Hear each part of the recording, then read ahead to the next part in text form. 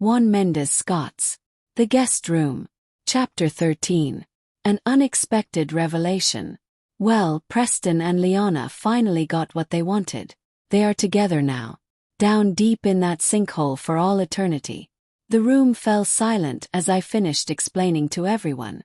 The revelation of Preston and Liana's betrayal, and the sinister plan they had, cast a dark shadow over us. Mrs. Taylor placed a comforting hand on my shoulder. Her eyes filled with sorrow and understanding. "You must have been so scared," she said softly. I nodded, feeling a lump rise in my throat. I had no idea what they were planning. I just knew something was off. Cookie looked at me with a mix of sympathy and determination. "We're going to need a full statement from you, Mrs. Osborn. I understand this is a lot to process, but it's important." I took a deep breath, feeling the weight of the moment. "I'll do whatever it takes to help." Detective Cookie Baltimore nodded and turned to the room. "We'll need to conduct a thorough investigation to piece everything together. But rest assured we will get to the bottom of this." As Cookie and Officer Sims prepared to leave, I couldn't help but feel a sense of relief. The truth was finally coming to light, and justice for Phil and for myself would be served.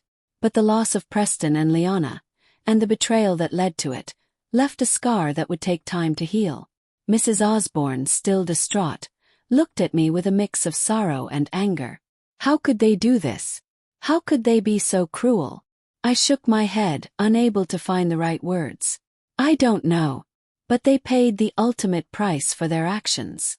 As the evening drew to a close, we all sat in the living room, the atmosphere heavy with grief and reflection.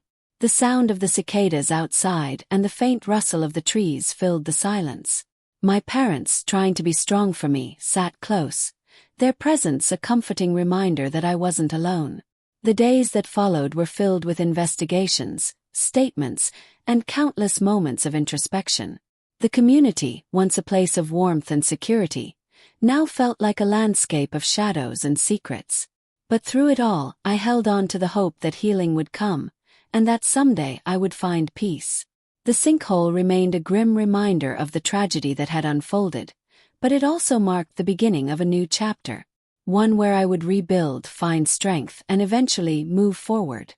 The betrayal and loss had shattered my world, but it had also revealed a resilience I never knew I had.